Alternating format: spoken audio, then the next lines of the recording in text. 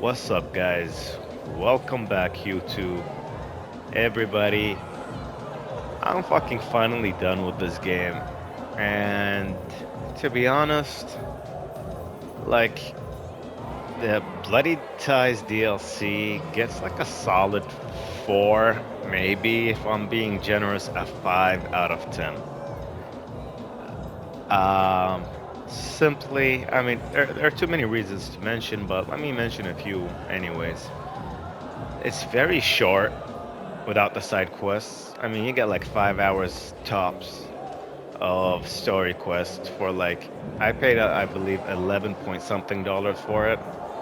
So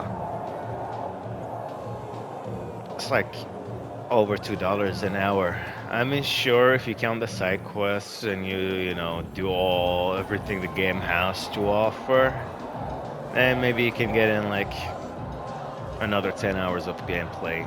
But that's about it. Like, even the challenges, they were not that interesting.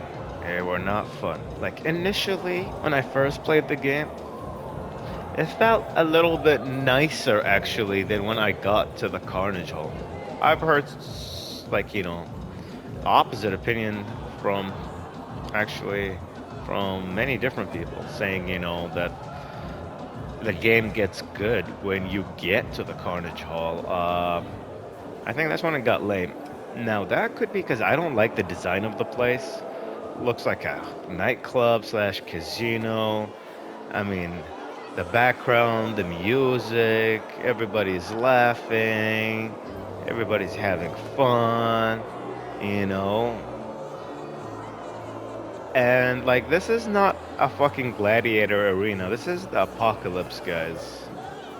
Um, Now, I know this could possibly happen in real life, like, if we ever witness an apocalypse in our lifetime. There might be some assholes out there who might want to entertain themselves, but, like, it's a video game. You don't have to follow what could be real. You just have to make a game that's different and unique and addictive. Now, the last word, addictive, is very important because, like, I, I'm not hooked. Like, there's no reason for me to come back. Maybe for the blueprints, just to try out the shield. And I'm probably gonna leave that for a review, maybe sometime down the road. Down the road, but I can't promise you that, guys, because I will do it. I'm pretty sure. Just I can't promise you when. Let me just put it that way. I just rather invest my time. Like those 5 hours invested in WoW, I could have probably leveled up by now or something. Um, I really wanted to play a New Game Plus, but after seeing what the game has to offer with the DLC, this is no the following. Not even close, not even a quarter of it. It's like a fraction of their previous expansion. And don't tell me that this took them way less time to put. I have a feeling this could have been possibly some of the cut or even deleted content that they probably just saved for later. People wonder why there's cut content in this game.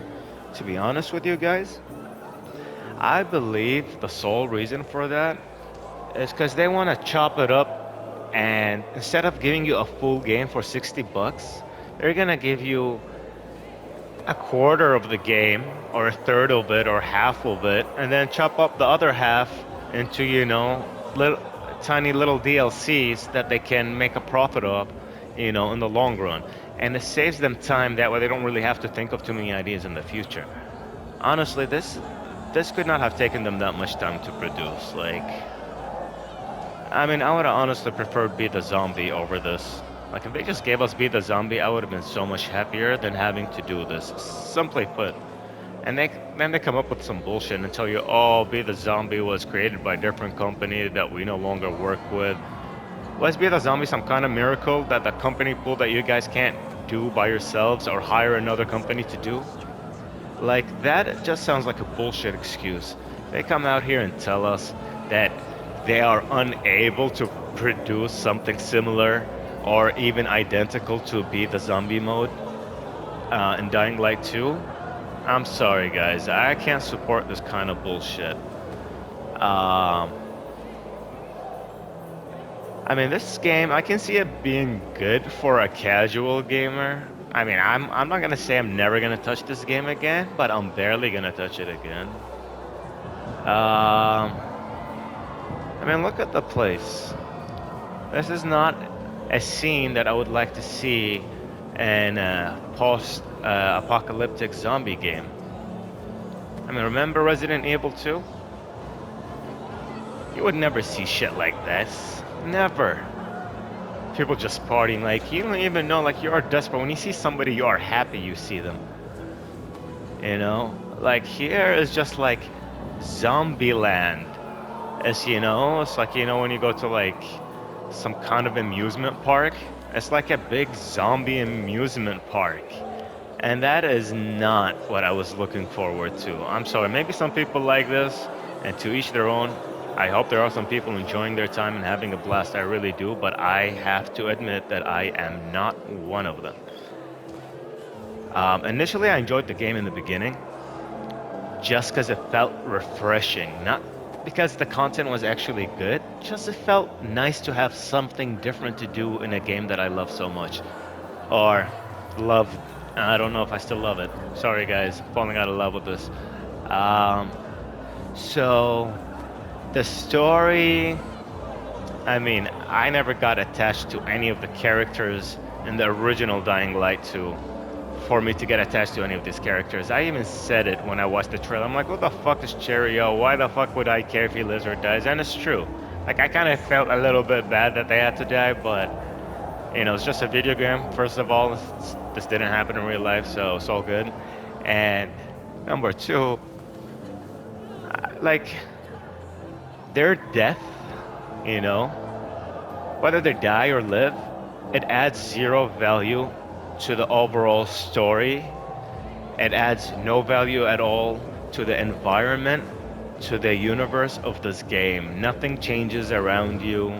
Nothing matters. If somebody dies, you're just not gonna probably see them as an NPC anymore, most likely, and you might see them again, God knows. In this game, you never know. So, like, what's the point of creating a story that, which is Bloody Ties, that seems to be, you know, like, story driven to an extent, I mean a pretty high extent here at this point.